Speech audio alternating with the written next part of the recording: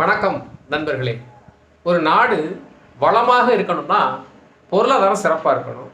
திறன்மிகு ஊழியர்களும் பணியாளர்களும் நேரம் காலம் பார்க்காம உழைக்கணும். அந்த நாட்டினுடைய தொலைநோக்கு திட்டங்கள் சிறப்பாக இருக்கணும். அது மட்டும் இல்லை, புதிய புதிய கண்டுபிடிப்புகள் நாட்டை உச்சத்துக்கு கொண்டு போகும். இந்த காரணங்களால் தான் அமெரிக்கா பல ஆண்டுகளாக முன்னணியில் இருந்தது. அதற்கு முக்கிய காரணம் இந்தியாவினுடைய அறிவு சார்ந்த திறன்மிகு ஊழியர்கள் அங்கே பணிபுரிந்ததுனால தான்.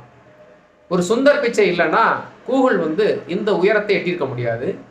ஒரு சத்யா நாடலா இல்லைன்னா மைக்ரோசாஃப்ட் இந்த அபாரமான வளர்ச்சியை பெற்றிருக்க முடியாது.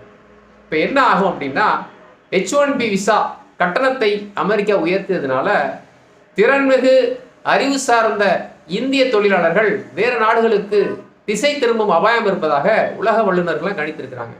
இப்போ ஜெர்மனி, கனடா, சீனாலாம் பார்த்தீங்கன்னா இந்த வாய்ப்பை, அதாவது ஒரு திறமையான ஒரு ஆள் தான் ஒரு நாட்டை சிறப்பாக நிர்வகிக்க முடியும்.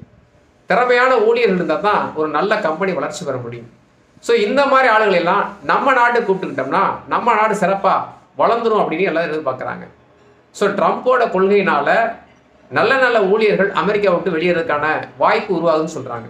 அது மட்டும் இல்லை, அமெரிக்கர்களுக்கு எத்தனை லட்சத்தை கொட்டி கொடுத்தாலும் சனி ஞாயிறு வேலை பார்க்க மாட்டாங்க. ஆனால் அதிகப்படியான வேலையை இந்தியர்கள் தான். ஏன்னா வெளிநாட்டில் சம்பாரித்து திரும்ப போய் இந்தியாவில் செட்டில் ஆகணும்னு நினைக்கிறவங்க கூடுதலான நேரம் வேலை பார்ப்பாங்க.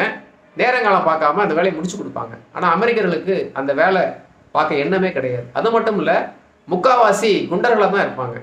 அதனால் அமெரிக்காவுக்கு அவங்க போட்ட சட்டம் அவங்களே கீழே தள்ளும் அபாயம் இருப்பதாகவும், நிறைய இந்தியர்கள் தாய்நாடு திரும்பும் மனநிலையிலும் வேறு சில நாடுகளுக்கு திசை திரும்பும் எண்ணமும் உருவாகியிருப்பதாகவும் உலக வல்லுநர்கள் நடித்திருக்கிறாங்க.